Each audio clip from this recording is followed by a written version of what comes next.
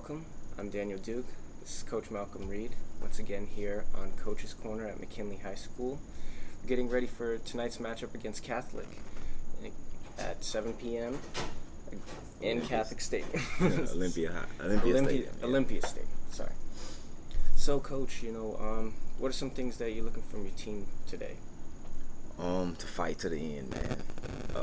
Obviously, we are in a matchup against a really good team. A nationally ranked team, program that's been consistent for years and years. So, though they pretty much are kind of the standard for football in Baton Rouge. So, we just want to, I talked to a couple of guys about, hey, this is an opportunity to play against a team that's nationally recognized. So if you have dreams and aspirations of playing football on the next level, then this is an opportunity for you to go out and show your stuff. Because scouts will be there. It'll be tape that's shown, and posted on all kind of media sites. So it's an opportunity for you to go out and make some plays and get noticed.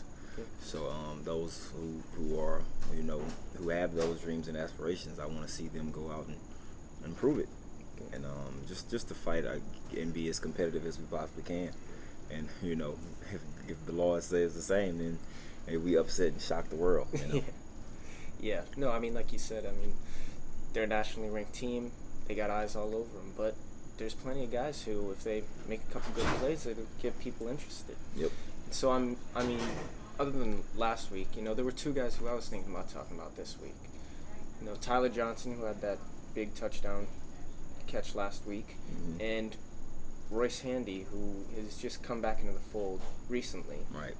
How are those two guys for your team, and what have they been doing that has excited you, or so forth? Well, first of all, it's just great to have Royce back. He's a senior. He's kind of the first kid on the team that when I first got here that really stepped up and stepped into a leadership role, showed up every day, gave us his best. So he got hurt right before the spring practice, so he wasn't able to play in the spring game. He couldn't really work out all summer because his injury wouldn't allow him to. So just to see him back on the field is, it's a great thing because he's really worked hard to earn it. So I'm just proud that I can get him on the field and give him an opportunity to do what he loves, because you could see it was written all over his face that it was eating him up that he couldn't be out there. So I'm just happy that he's getting the opportunity to play in his senior year.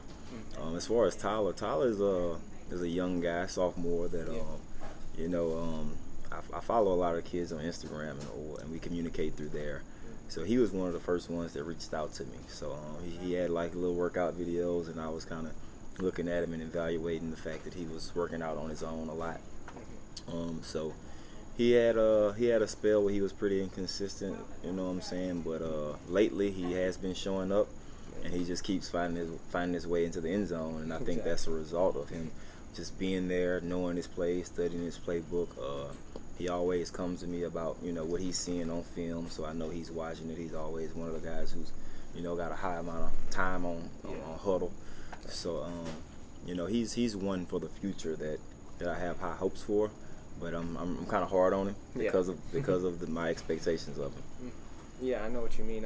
Him and Andre seem like they're going at it every day in practice. Right. That's a great thing to have. You got the young guy who's at wide receiver, and then the senior who's just trying to push him, just trying to make him better. And so having that constantly in practice is always good. Definitely. Other than the two players I just mentioned, you played Saint Amant last week. There was a lot that went on in that game, but try and think of some stuff that you liked in that game and you want to continue into this game. I think that we were able to move the ball.